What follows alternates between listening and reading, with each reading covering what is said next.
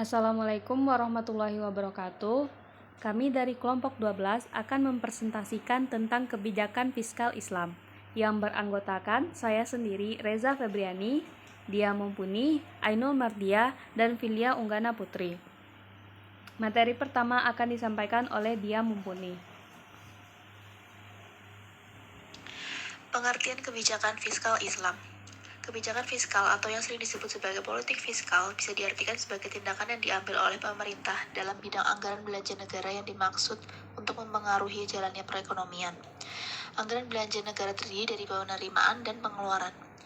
Dalam Islam, kebijakan fiskal merupakan suatu kewajiban negara dan menjadi hak rakyat, sehingga kebijakan fiskal bukanlah semata-mata sebagai suatu kebutuhan untuk kebaikan ekonomi maupun untuk peningkatan kesejahteraan rakyat saja, akan tetapi lebih pada penciptaan mekanisme distribusi ekonomi yang adil.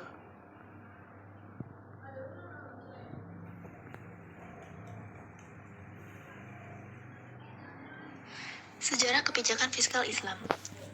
Kewajiban zakat diperintahkan kepada muslim pada tahun kedua Hijriah atau 624 Masehi. Hal ini menunjukkan bahwa pada periode Mekah, masyarakat muslim masih sedikit dan belum memerlukan sebuah sistem keuangan publik. Pada masa Nabi Muhammad SAW, pajak tanah sudah mulai ada. Namun, pajak ini merupakan sumber pendapatan yang sangat sedikit dan hanya dipraktekkan sebagai hasil perjanjian yang dibuat dengan salah satu suku Yahudi. Pada periode awal ini, sistem keuangan negara masih berlangsung secara sederhana karena menyangkut wilayah yang tidak begitu luas. Meskipun demikian, pada periode pertama ini umat Islam telah mempunyai pemikiran tentang mata uang sendiri. Pada periode kedua yang dimulai pada masa kekhalifahan Umar bin Khattab, negara Islam Madinah telah mulai mapan. Pada masa Umar dibentuk lembaga yang mengelola administrasi kekayaan negara yang dikenal dengan nama Bait al-Mal yang sebelumnya sudah ada pada masa Nabi Muhammad SAW dan Abu Bakar.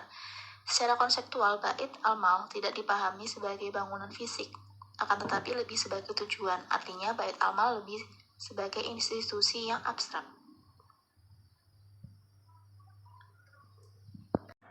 Selanjutnya, sumber pendapatan pemerintah Islam. Sumber-sumber pendapatan negara pada masa pemerintahan Islam tidak terbatas pada zakat yang baru diperkenalkan pada tahun ke-8 Hijriah. Pada zaman Rasulullah SAW, sumber penerimaan APBN terdiri atas qarat, zakat, khums, jizyah, dan kafarat. Yang pertama ada qarat. Qarat adalah pajak atas tanah, setara dengan pajak bumi dan bangunan (PBB) di Indonesia. Yang menentukan jumlah qarat adalah pemerintah. Secara spesifik, besarnya qarat ditentukan oleh 3 hal berikut. Yang pertama, karakteristik tanah atau tingkat kesuburan tanah. Yang kedua, jenis tanaman, termasuk daya jual dan jumlah. Yang ketiga, jenis irigasi. Selanjutnya ada zakat. Sumber penerimaan utama negara pada masa awal Islam adalah zakat. Pada awal-awal masa pemerintahan Islam, zakat dikumpulkan dalam bentuk uang tunai, hasil pertanian, dan hasil peternakan. Peraturan mengenai pengeluaran zakat muncul pada tahun ke-9 Hijriah.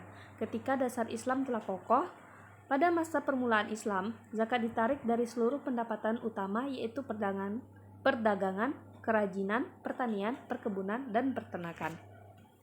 Selanjutnya ada khums. Sumber pendapatan lainnya adalah khums, sebagaimana diatur dalam surat Al-Anfal yang mengatur tentang pentingnya rampasan perang dan menyatakan bahwa 1/5 dari harta rampasan perang itu adalah untuk Allah dan Rasul serta untuk kerabat Rasul, anak yatim, orang yang membutuhkan, dan orang yang sedang dalam perjalanan. Dalam bahasa Arab, bagian 1/5 tersebut dinamakan khums. Rasulullah SAW biasanya membagikan khums menjadi 3 bagian. Bagian pertama untuk dirinya dan keluarganya, bagian kedua untuk kerabatnya, bagian ketiga untuk anak yatim piatu, orang yang membutuhkan, dan orang yang sedang dalam perjalanan. Selanjutnya, jizyah. Jizyah berupa pajak yang dibayar oleh kalangan non-muslim sebagai pengganti dari imbalan atas fasilitas ekonomi, sosial, dan layanan kesejahteraan yang mereka terima dari pemerintah Islam, juga sebagai jaminan dan keamanan hidup dan harta mereka. Pajak ini mirip dengan zakat fitrah yang dipungut dari muslim setiap tahun. Kafarah.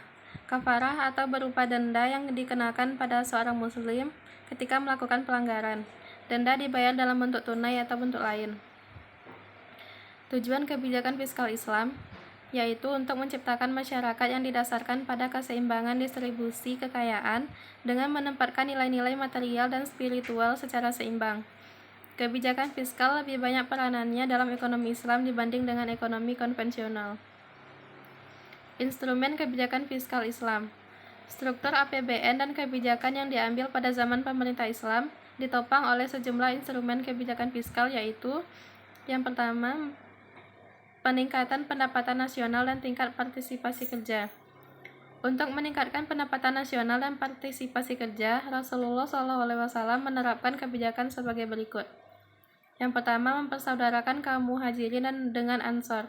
Kebijakan ini mendorong terciptanya distribusi pendapatan yang pada gilirannya meningkatkan permintaan agregatif di Madinah. Yang kedua, mendorong terjalinnya kerjasama kaum muhajirin dengan ansor. Kerjasama ini berhasil menciptakan lapangan pekerjaan, memperluas produksi, melengkapi fasilitas perdagangan, meningkatkan kualitas sumber daya manusia, dan meningkatkan modal. Yang ketiga, membagikan tanah dan membangun perumahan untuk kaum muhajirin. Yang kedua, pemungutan pajak. Kebijakan pemungutan pajak terdapat setiap jenis usaha berhasil menciptakan kestabilan harga dan mengurangi inflasi. Pada saat menurunnya AD dan AS, pajak mendorong stabilitas pendapatan dan produksi total. Yang ketiga, pengaturan anggaran. Dengan mengatur APBN secara cermat dan proporsional. Yang ketiga, pengaturan anggaran. Dengan mengatur APBN secara cermat dan proporsional serta terus menjaga keseimbangan, tidak akan terjadi defisit, bahkan akan surplus. Yang keempat, penerapan kebijakan fiskal khusus. Pada masa Rasulullah SAW diterapkan beberapa kebijakan fiskal khusus, yaitu yang pertama, meminta bantuan kaum muslimin secara sukarela atas permintaan Rasulullah. Yang kedua, meminjam peralatan dari kalangan non-muslim dengan jaminan pengembalian dan ganti rugi apabila alat tersebut rusak. Yang ketiga, meminjam uang kepada orang tertentu dan memberikannya kepada yang baru masuk Islam. Sekian presentasi dari kami. Apabila ada kesalahan, saya mohon maaf. Assalamualaikum warahmatullahi wabarakatuh.